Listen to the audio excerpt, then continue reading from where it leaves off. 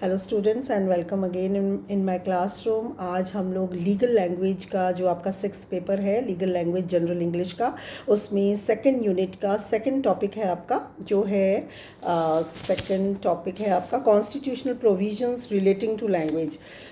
इसका क्या मतलब समझ में आया? कॉन्स्टिट्यूशनल प्रोविजंस, संविधान के ऐसे कौन से प्रावधान हैं जो रिलेटिंग टू द लैंग्वेज, जो भाषा से संबंधित हैं। हम लैंग्वेज का पेपर देख रहे हैं, तो भाषा से संबंधित ऐसे प्रावधान आपको देखने हैं इसमें जो कि संविधान में दिए गए हैं। संविधान में भाषा से संबंधित जो अनुच्छेद हैं, जो आर्टिकल हैं, वो हम इसमें देखेंगे।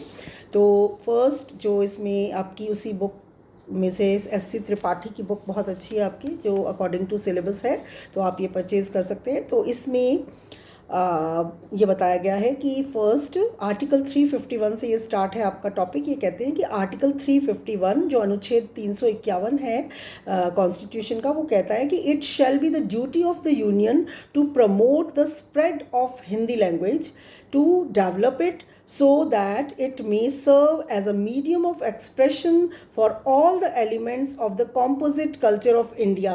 ये कहते हैं कि composite culture of India का मतलब ये कह रहे हैं कि जो यहाँ पर भारत में, इंडिया में एक मिश्रित कल्चर है, एक मिश्रित मिली जुली संस्कृति जो है, और बहुत अलग अलग तरीके के जो लोग यहाँ रहते हैं। तो ये कहते हैं कि it is the duty of the union to promote the spread of the Hindi language. वो कह रहे हैं कि हिंदी लैंग्वेज को विकसित करने का, एक माध्यम बनाने का ड्यूटी है भारतवर्ष की, एक संघ की, यूनियन की ये ड्यूटी है कि हिंदी लैंग्वेज को इतना सशक्त बनाया जाए, इतना उसका डेवलपमेंट किया जाए कि यहाँ जो कॉम्पोजिट या मिश्रित संस्कृति के लोग हैं उनके बीच में भाषाई आदान प्रदान के लिए हिंदी एक सशक्त माध्यम बन सके। तो ये 351 आर्टिकल में एक तरीके से निर्देश दिया गया है संघ को, भारत को, ये कहा गया है संविधान के द्वारा। तो ये कह रहे हैं कि though the constitutional provision under article 351 are directive in nature not imperative. वो कह रहे हैं कि 351 में जो कहा गया है यूनियन को कि आप हिंदी को स्प्रेड करने के लिए एफर्ट्स करें, ये ड्यूटी है उसकी। तो ये कहा, इन्होंने कहा कि भले ही ये नेचर में 351 जो आर्टिकल है, ये भले ही नेचर में डायरेक्टिव है, मतलब एक तरीके का निर्देश देता है, वो इम्पेरेटिव नहीं है। इम्पेरेटिव का मतलब होता है मैंडेटरी या फिर अनिवार्य।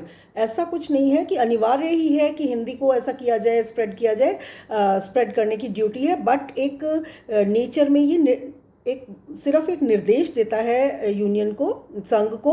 तो ये इम्पेरेटिव नहीं है। फिर भी the supreme court has held that it is justiciable. फिर भी सुप्रीम कोर्ट ने इसके लिए 351 आर्टिकल के लिए कहा है कि ये बहुत सही है, न्याय संगत है। जस्टिशिएबल का मतलब होता है कि ये सही है और न्याय संगत है, ऐसा होना चाहिए। तो ये कह रहे हैं कि the court sad that the orders passed if they are contrary to the provisions of article 351 will be held to be illegal। वो कह रहे हैं, सुप्रीम कोर्ट कह रहा है कि भले ही 351 आर्टिकल 351 इम्पेरेटिव नहीं है, मतलब बाध्य नहीं करता है, एक तरीके से आज्ञात्मक नहीं है, सिर्फ निर्देश ही देता है, बट फिर भी सुप्रीम कोर्ट कहता है कि अगर इसके कॉन्ट्रेरी कोई, इसको नहीं माना जाएगा अगर किसी उसके जजमेंट में, तो वो कॉन्ट्रेरी होगा अगर वो, तो वो वो इलीगल माना जाएगा। तो मतलब ये है कि इसको मानना सही है, 351 को फॉलो किया जाना चाहिए। और जो प्रोविजंस दिए गए हैं उसमें आर्टिकल 348 ऑफ, एक आप नोट डाउन करिए, article 348 of the constitution declares that all proceedings in the Supreme Court and in High Courts shall be in English। Article 348 बताता है कि जो सुप्रीम कोर्ट और हाई कोर्ट में जो प्रोसीडिंग्स होंगी, जो भी कार्यवाहियाँ होंगी, वो अंग्रेज़ी में होंगी। आर्टिकल 348 में ही कहा गया है। बट आर्टिकल 348 ऑल्सो प्रोवाइड्स, उसमें ये भी कहा गया है आर्टिकल 348 में कि article 348 also provides that the governor of state is empowered to authorise the use of Hindi or any regional language. अगर गवर्नर चाहे, स्टेट का अगर राज्यपाल चाहे तो वो एम्पावर कर सकता है, ऑथोराइज कर सकता है हिंदी या एनी अदर लैंग्वेज को यूज़ करने का। हाई कोर्ट में गवर्नर ऑफ स्टेट एम्पावर कर सकता है, ऑथोराइज कर सकता है कि आप हिंदी या किसी और लैंग्वेज को यूज़ कर सकते हैं। But he has to obtain the previous consent of the president in this regard. इसके लिए उसे जो प्रेसिडेंट की प्रीवियस कंसेंट लेनी होगी, इसमें ये प्रावधान किया गया है। और एक इसमें आप लिखेंगे, it is lamentable that there is no ordinance or law regarding the use of any other language except English language in the proceedings of the Supreme Court. ये कह रहे हैं कि ये बहुत lamentable है। lamentable का मतलब होता है बहुत शोचनीय है, सोचने लायक ये स्थिति है कि there is no ordinance or law, ऐसा कोई भी कानून या कोई भी लॉ नहीं है regarding the use of any other language except English language in the proceedings of the Supreme Court. वो कह रहे हैं कि सुप्रीम कोर्ट में किसी और लैंग्वेज को यूज़ करने के लिए कोई भी लॉ या कोई भी कानून या कोई भी ऑर्डिनेंस नहीं है। ये बहुत ही लमेंटेबल है। क्या मतलब है कि ये बहुत शोचनीय है। इसका मतलब ये है कि आप सुप्रीम कोर्ट में सिर्फ और सिर्फ अंग्रेज़ी भाषा को ही यूज़ कर सकते हैं, किसी और लैंग्वेज में आप अपनी आर्ग्यूमेंट्स नहीं रख सकते हैं, नहीं बात कर सकते हैं। इसके अलावा एक आर्टिकल आप और नोट डाउन करेंगे, as provided under article 343(1) bracket 1 bracket में 1, as provided under article 343(1) the official language of the union, जो भारत संघ की ऑफिशियल लैंग्वेज है, shall be Hindi in Devanagari script. जो देवनागरी स्क्रिप्ट में हिंदी है वो संघ की भाषा होगी, ये बताया गया है आर्टिकल 343(1) में। तो ये कह रहे हैं, but the form of numericals to be used for the official purposes of union shall be international form of Indian numericals. वो कह रहे हैं कि जो न्यूमेरिकल नंबर्स होंगे वो हिंदी में नहीं होंगे, वो इंटरनेशनल लैंग्वेज में होंगे। मतलब 1 2 3 जो हिंदी वाले 1 2 3 होते हैं वो नहीं होंगे, वो इंटरनेशनल लैंग्वेज वाले इंटरनेशनल फॉर्म के न्यूमेरिकल्स होंगे। 1 2 3 4 जो होते हैं वही होंगे। ये बताया गया आर्टिकल 343(1) में। इसके अलावा एक और आर्टिकल आप नोट डाउन करेंगे, according to article 350A of the constitution. ये कहता है कि every state is duty bound to provide adequate facilities for instructions in the mother tongue at the primary stage of education to children belonging to linguistic minority groups. तो ये जो article 350A है ये linguistic minority groups के लिए है। Linguistic minority groups कौन से होते हैं? जो कि एक उस एरिया में रहते हैं, ऐसे छोटे छोटे ग्रुप्स जो कि जिस एरिया में रहते हैं उसमें बहुत ज़्यादा मेजॉरिटी में दूसरी लैंग्वेज यूज़ की जाती है, और ये लोग बहुत कम होते हैं, लोग माइनॉरिटी होती हैं और ये दूसरी अलग भाषा यूज़ करते हैं। तो इनको आप एक तरीके से कह सकते हैं भाषाई अल्पसंख्यक। जो भाषाई अल्पसंख्यक लोग हैं उनके लिए आप ये कह सकते हैं कि ये वो ग्रुप हैं जो linguistic minority groups are the groups who speak a language that is different from the dominant language in their region or country. जो उस एरिया में जहाँ वो रहते हैं उसमें जो बहुत ज़्यादा लोग हैं वो दूसरी भाषा बोलते हैं, और ये जो लोग हैं बहुत कम क्वांटिटी में हैं और ये दूसरी भाषा बोलते हैं, तो इनको भाषाई अल्पसंख्यक बोला जाता है, लिंग्विस्टिक माइनॉरिटी ग्रुप्स। तो इन लिंग्विस्टिक माइनॉरिटी भाषाई अल्पसंख्यक वर्ग के लिए आर्टिकल 350A क्या कहता है ऑफ द कॉन्स्टिट्यूशन कहता है, every state is duty bound, हर राज्य इस की ड्यूटी है, ये बाउंड है वो इस ड्यूटी से, to provide adequate facilities for instructions in the mother tongue at the primary stage of education to children belonging to. जो लिंग्विस्टिक माइनॉरिटी ग्रुप्स के बच्चे हैं उनको उन्हीं की भाषा में, उनकी मदर टंग में ऐसी फैसिलिटीज़ दी जाएं प्राइमरी स्कूल्स को, इतनी फैसिलिटीज़ को बोलेंगे कि इस तरीके की उनको सुविधाएं दी जाएं उन स्कूल्स को, प्राइमरी स्कूल्स को जहाँ पर भाषाई अल्पसंख्यक वर्ग के बच्चे पढ़ते हैं, कि उनको उनकी मदर टंग में, उनकी मातृभाषा में ही प्राइमरी एजुकेशन दी जा सके। तो ये आर्टिकल 350A में बताता है। संविधान।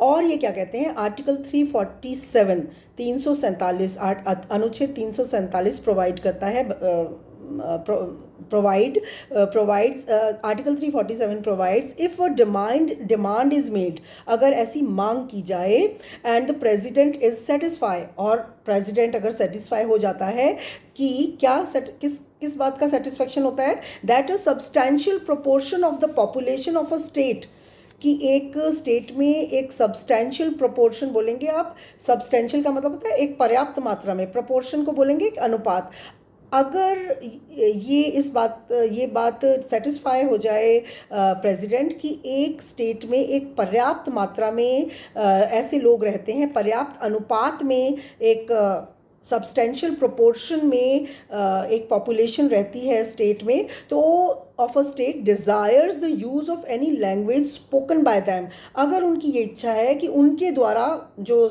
लोग वहाँ पे रह रहे हैं एक सफिशिएंट प्रोपोर्शन में, एक सब्सटेंशियल प्रोपोर्शन में, उनकी अगर इच्छा है कि any language spoken by them to be recognised by the state, अगर उनके द्वारा बोली जाने वाली भाषा राज्य के द्वारा रिकॉग्नाइज की जाए, रिकॉग्नाइज करने का मतलब होता है मान्यता देना, मान्यता प्रदान करना उस भाषा को, तो अगर उनकी इच्छा है कि हमारे द्वारा बोली जाने वाली भाषा को जो स्टेट है वो रिकॉग्नाइज करे, मान्यता दे, तो क्या कर सकता है, ही मे डायरेक्ट, आर्टिकल 347 कह रहा है कि he may direct that such language shall also be officially recognised in that stage and in that state, उस राज्य में, for such purpose as he may specify, जो वो चाहते हैं कि इस स्पेसिफाइड पर्पस के लिए हमारी भाषा को मान्यता दी जाए, तो ऐसा आर्टिकल 347 प्रोवाइड करता है।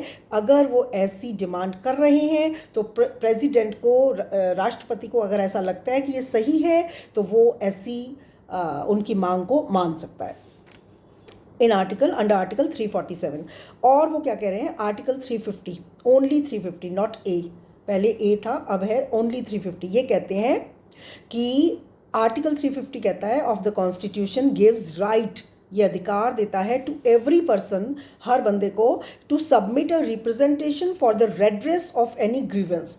रेड्रेस होता है आपको उपचार देना, आपको सुधार देना, आपको एक तरीके की रिलीफ देना, तो रेड्रेस का मतलब होता है आपको रिलीफ देना किसी भी एनी ग्रीवेंस, किसी भी ग्रीवेंस के लिए, ग्रीवेंस होता है कुछ भी आपको परेशानी है अगर, तो उसमें आपको सुधार दिया जाए, उसमें आपको उपचार या रिलीफ दिया जाए। तो ये कह रहा है कि article 350 of the constitution gives right to every person to submit a representation for the redress of any grievance to any officer और अथॉरिटी, किसी भी ऑफिसर या अथॉरिटी को वो एक रिप्रेजेंटेशन दे सकते हैं, एक एप्लीकेशन दे सकते हैं कि उनको भाषा से संबंधित कुछ परेशानी है, ऑफ द सेंट्रल गवर्नमेंट और द स्टेट गवर्नमेंट, किसी को भी दे सकते हैं वो, in any of the languages used in the union और in the state as the case में बी, भले ही वो स्टेट में रह रहे हैं तो वो स्टेट गवर्नमेंट को, और अगर वो सेंटर में है तो सेंट्रल गवर्नमेंट को, जिसके भी अंडर में वो आते हैं,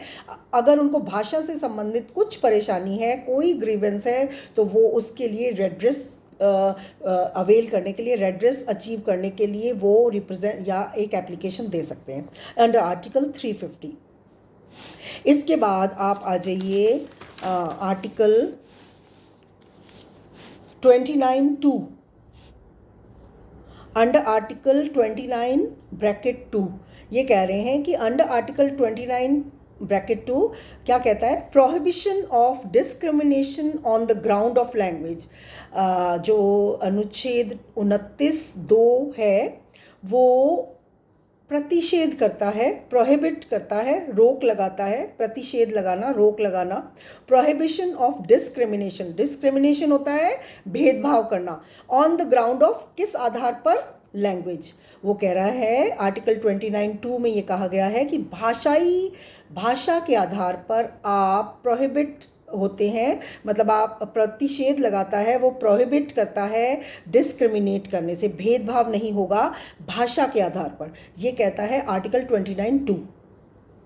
ये कहते हैं कि no citizen shall be denied admission on grounds only अच्छा, no citizen shall be denied admission into any educational institution maintained by the state और receiving aid out of state funds on grounds only of religion, race, caste and language or any of them।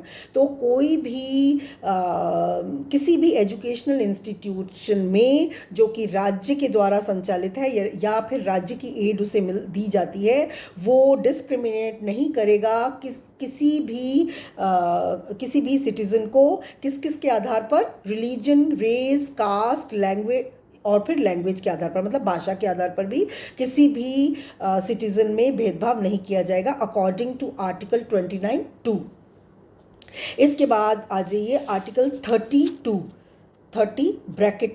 ये कह रहे हैं कि article 30(2), not 32, 30 के बाद 3030, उसके बाद (2), उसके दूसरे सब आर्टिकल में वो कह रहे हैं 32 prohibits the state from making discrimination in the matter of grant of aid to any educational institution on the ground that is managed by religious minority or linguistic minority। ये कह रहे हैं कि आर्टिकल 30(2) प्रोहिबिट करता है state को कि आप डिस्क्रिमिनेट नहीं करेंगे, कोई भेदभाव नहीं करेंगे एड देने में, अगर कोई एजुकेशनल इंस्टीट्यूट इस आधार पर आप डिस्क्रिमिनेट या भेदभाव नहीं करेंगे अपनी एड देने में कि कोई जो आपका एजुकेशनल इंस्टीट्यूट है, जो आपका कोई संस्थान है, जो एजुकेशनल संस्थान है, वो अगर कोई रिलीजियस माइनॉरिटी द्वारा या लिंग्विस्टिक माइनॉरिटी के द्वारा, भाषाई अल्पसंख्यक वर्ग के द्वारा अगर चलाया जा रहा है, तो राज्य इसमें किसी भी तरीके का एड देने में भेदभाव नहीं करेगा अकॉर्डिंग टू आर्टिकल 32(2). इसके बाद आ जाइए article 29(1). Article 29(1) of the constitution of India कहता है कि any section of the citizens residing in the territory of India or any part thereof having a distinct language, जिनकी एक कोई विशिष्ट भाषा है, डिस्टिंक्ट लैंग्वेज है, स्क्रिप्ट कोई स्मृति है उनकी, और कल्चर या फिर उनकी कोई कल्चर है, उनकी कोई संस्कृति है, of its own shall have the right to conserve the same. वो उसको कंजर्व कर सकता है, कंजर्व करना कि उसको सुरक्षित रख सकता है, उनको ये अधिकार है। तो ये कह रहे हैं कि the protection of language is available to all the citizens whether they belong to minority or majority community. भले ही वो माइनॉरिटी या फिर वो मेजॉरिटी कम्युनिटी को बिलोंग करते हैं, उनको अपनी लैंग्वेज को प्रोटेक्ट करने का अधिकार है। इसके बाद आप इसमें एक दो केसेस भी हैं जो मैं आपको बताऊंगी, आप नोट डाउन करें। State of Bombay versus Bombay educational society, ये 1954 का केस है। ये कहते हैं इसमें it has been State of Bombay versus Bombay Educational Society. It has been observed by the apex court that minorities have right to establish educational institutions for the instruction of their children. वो कह रहे हैं कि जो minorities हैं उनको right है, अधिकार है कि वो अपनी एजुकेशनल इंस्टीट्यूशन एस्टैब्लिश कर सकें, स्थापित कर सकें। किसके लिए? For the instructions of their children. It includes the medium of instruction through their own language, कि वो जो अपना मीडियम रखेंगे वो अपनी खुद की लैंग्वेज मदर टंग को भी रख सकते हैं। इसका उनको छूट है, इसका उनको अधिकार है। ये state of Bombay versus Bombay educational society का केस था। एक और केस इसमें आप लिख सकते हैं डीएवी कॉलेज, बहुत सारे हैं तो मैं आपको एक दो बताती हूँ। DAV college Bathinda versus state of Punjab में भी ये कहा गया, क्लियर किया गया, where in the university declared that Punjabi language would be the sole medium, वो अकेली मीडियम हो सकती है, sole medium of instruction in the affiliated colleges, अकेला पंजाबी भाषा भी हो सकती है। The supreme court held that the right of minority to establish and administer educational institutions of their choice include the right to have a choice of medium of instruction also. तो उनको अधिकार है कि वो अपने कॉलेज में, अपने educational institute में, संस्थान में अपनी मर्जी की, अपनी मन की भाषा, अपनी मातृभाषा एक माध्यम रख सकते हैं, अकेला सोल माध्यम, अकेला माध्यम भी पंजाबी रख सकते हैं। इसमें कहा गया डीएवी कॉलेज भटिंडा में। ये कहते हैं कि the court made it clear that the right under article 31 31 of the Constitution is available to both the pre-Constitution and post-Constitution education, post constitution institutions, संविधान से पहले के और संविधान के बाद के इंस्टीट्यूशंस पर ये प्रावधान सेम लागू होगा, एक तरीके से ही लागू होगा। और एक आप बताएंगे इसमें आर्टिकल 120 अनुच्छेद 120 of the constitution of India 1950 ऐसे कहता है कि business in parliament shall be transacted in Hindi और इंग्लिश। वो कह रहे हैं कि जो पार्लियामेंट में भाषा होगी, उस आर्टिकल 120 बताता है कि जो पार्लियामेंट में, संसद में कौन सी भाषा चलेगी, हिंदी और इंग्लिश चल सकती है।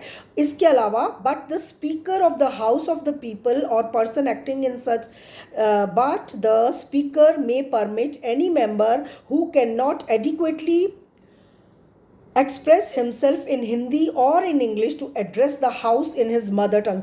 वो कह रहे हैं कि आर्टिकल में ये भी बताया गया है 120 आर्टिकल में कि हिंदी और इंग्लिश भाषा रहेगी पार्लियामेंट में, लेकिन अगर स्पीकर अलाउ करेगा, वहाँ पे स्पीकर अगर अलाउड कर देगा, परमिशन दे देगा, परमिट कर देगा, तो कोई मेंबर अगर हिंदी और इंग्लिश में दोनों में अपनी बात को एक्सप्रेस करने में परेशान है या नहीं वो कर पा रहा है, तो उसको उसकी मदर टंग में बोलने के लिए भी वो परमिट कर सकते हैं। ऐसा प्रावधान इसमें है, आर्टिकल 120 ऑफ द कॉन्स्टिट्यूशन। इसके बाद लेजिस्लेचर में, संसद जो स्टेट की वो है लेजिस्लेटिव असेंबलीज, उसमें आर्टिकल 210 ये कहता है वही सेम बात कि article 210 of the constitution of India states that कि business in the legislature of a state shall be translated in the official language or languages of the state और in Hindi और इंग्लिश। हिंदी और इंग्लिश में चल सकता है वहाँ पर भी जो स्टेट की लेजिस्लेटिव असेंबलीज हैं।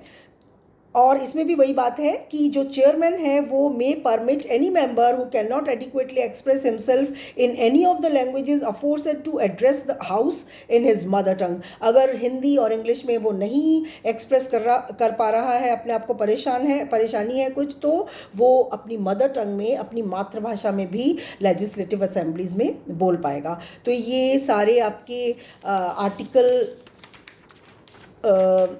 लैंग्वेज से रिलेटेड हैं जो आपकी संविधान में बताए गए हैं। तो ये आप पूरे इकट्ठे कर पूरा इसका आंसर बना के आप इस क्वेश्चन में इसका आंसर कर सकते हैं। लेकिन इसमें ये भी कहा गया है कि बहुत सारे ऐसी चीज़ें हुई हैं, बहुत सारे ऐसे प्रावधान संविधान में बताए गए हैं कि जो हिंदी को प्रमोट करते हैं, हिंदी को प्रमोट करने की एक ड्यूटी भी लगाते हैं स्टेट की, बट फिर भी आज लॉ की फील्ड में या किसी भी ऑफिशियल जो कार्यवाहियाँ होती हैं, जो प्रोसीडिंग्स होती हैं, उसमें बहुत ज़्यादा हिंदी को यूज़ नहीं किया जाता। तो आप सुनिए, the parliament has pass the official language act 1963 and इसका अमेंडमेंट आया था, अमेंडमेंट एक्ट 1967 में। तो language act 1963 and amendment act in 1967। उसके बाद parliament also pass the official language rules 1976 and amendment rules in 1987, in year 1987। किसके लिए आया ये सब? विद द ऑब्जेक्ट, इस उद्देश्य से बनाए गए ये रूल्स और ये सब अमेंडमेंट्स दिए गए, with the object to promote and develop Hindi and regional languages for all official purposes, but it is a matter of concern that till date Hindi language could not be adopted as a single language। आज तक भी हिंदी को, एक अकेली हिंदी भाषा को सभी official काम के लिए नहीं स्वीकार किया गया है, अडॉप्ट नहीं किया गया है। ये कहते हैं, in spite of the constitutional sanctity and relevant provisions for the development of Hindi and other regional languages, बहुत सारे एफर्ट्स किए गए, बहुत सारे रेलिवेंट प्रोविजंस दिए गए हिंदी को प्रमोट करने के लिए, बट फिर भी no remarkable achievement could be made. ऐसा कुछ जो रिमार्केबल मतलब जो ध्यान दिए जाने लोग योग्य ऐसा कोई भी काम हुआ नहीं है इसमें हिंदी के प्रमोशन के लिए। तो ये कहते हैं कि so we can say that the present situation, आज जो हम देख रहे हैं आज की सिचुएशन कि हिंदी की क्या स्थिति है, तो ये कह रहे हैं कि the present situation is not very satisfactory in respect of Hindi and other indigenous languages because there is absence of political will.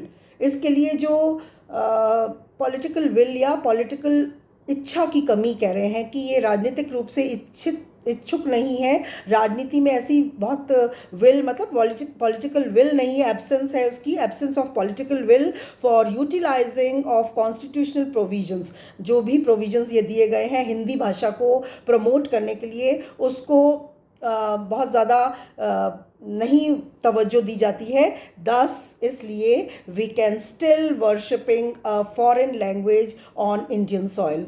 तो हम अभी भी हिंदी सॉइल में मतलब इंडियन सॉइल में किसी एक फॉरेन लैंग्वेज को, अंग्रेज़ी माध्यम को बहुत ज़्यादा तवज्जो दे रहे हैं। So this is all about our constitutional provisions relating to language. आपका जो 2.2 है आपका टॉपिक, वो इस तरह आप इसको अटेम्प्ट कर पाएंगे। तो इसमें एक और आपका आज हम लेंगे, बहुत छोटा सा, आपको समझाना ही है, इसमें मुझे कुछ करना नहीं है। तो ये लेंगे 2.3 है जो आपका इसमें है। 2.3 सेकेंड यूनिट का थर्ड जो टॉपिक है आपका वो है comprehension and analysis of any two supreme court judgments. इसमें आपने क्या करना है, कॉम्प्रिहेंशन, वही बात कि आप बहुत अच्छे से इसको रीडिंग लगाएंगे, बहुत अच्छे से इसको समझ कर पढ़ेंगे किसी भी एक सुप्रीम कोर्ट जजमेंट को। तो सुप्रीम कोर्ट का जजमेंट आप कहाँ से फाइंड आउट करेंगे, कैसे आप ढूंढेंगे, वो मैं आपको बताती हूँ। आप गूगल पे जाके गूगल पे सर्च करेंगे इसको और ख़ुद रीडिंग लगाएंगे और उसको समझेंगे बहुत अच्छे से, और फिर आप इस क्वेश्चन को अटैम्प्ट करेंगे। 20 मार्क्स का या 15 मार्क्स का आपका पूरा क्वेश्चन आएगा ये। तो आप सबसे पहले गूगल ओपन करें, क्लिक करेंगे, गूगल पे जाएंगे आप और उसमें supreme court of India type करेंगे तो ओपन हो जाएगा वो आपका। तो स्क्रॉल करेंगे आप तो उसमें सबसे पहले एड्रेस आएगा उसका, उस पे जो गूगल पे उसका एड्रेस वगैरह होता है, जो मैप होता है आपका, वो सब कुछ आएगा। उसके बाद आप आगे चलेंगे तो साइट आएगी उसकी। तो आपकी साइट है www.supreme-court-of-India SCI लिखा हुआ आएगा, तो मतलब साइट आएगी आपकी सुप्रीम कोर्ट ऑफ इंडिया की। तो आप उसको वो टच करेंगे तो वो आपका ओपन हो जाएगा। और उसके बाद आपकी स्क्रॉलिंग करेंगे थोड़ा तो उसमें कॉज लिस्ट वगैरह लिखा हुआ आता है और केस स्टेटस वगैरह बॉक्स बने हुए आते रहते हैं, जजमेंट्स आती हैं उसमें। उसके बाद और आप जाएंगे आगे, स्क्रॉल करेंगे तो आपका एक लिखा हुआ आएगा एक्सप्लोर एंड कनेक्ट लिखा हुआ आएगा। तो उसमें आप थोड़ा सा स्क्रॉल करेंगे तो बॉक्सेस में बॉक्स बने हुए आएंगे। तो सबसे पहला एक्सप्लोर एंड कनेक्ट के बाद आएगा आपका लैंडमार्क जजमेंट्स लिखा हुआ आएगा, बॉक्स आएगा आपका। तो आप उसको क्लिक करेंगे लैंडमार्क जजमेंट्स को। तो क्लिक करते ही आपकी जो जजमेंट्स हैं सुप्रीम कोर्ट के वो आने लगेंगे। उसमें ईयरली आते हैं, ईयर वाइज आएंगे। तो उसमें जो लेटेस्ट है 2025 के आएंगे। सबसे पहले लिखा हुआ आएगा 2025, ईयर लिखा हुआ आता है। तो 2025 आएगा तो आप उसको टच करेंगे, क्लिक करेंगे तो आपके 2025 के केसेस आएंगे। अभी उसमें बहुत ज़्यादा नहीं आए हैं, 2025 के 1-2 केसेस आए हैं। तो आप उसको टच करेंगे, जब जहाँ 2025 लिखा हुआ है उसे टच करेंगे तो पूरे ईयरली ईयर आ जाएगा, 23, 24, 23, 22, 21 ऐसे आएंगे। तो आप जैसे 23 को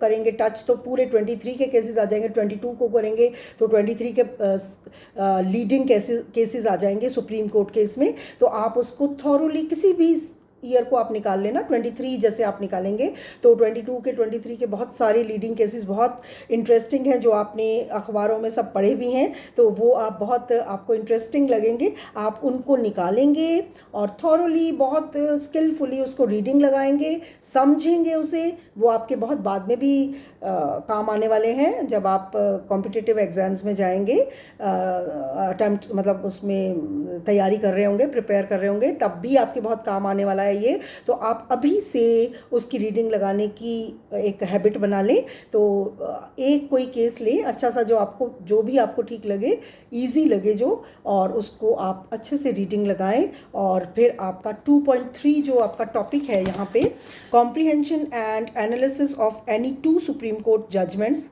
टू का मतलब है उसमें two, you have to attempt only one, एक आपको लिखना होगा। तो आप किसी भी एक जजमेंट को पूरी तरीके से अच्छे से पढ़कर और रिटन उसका तैयारी कर लें, प्रिपेयर कर लें उसको। तो आपका 2.3 जो टॉपिक है सेकंड यूनिट का थर्ड टॉपिक भी आपका कंप्लीट हो जाएगा।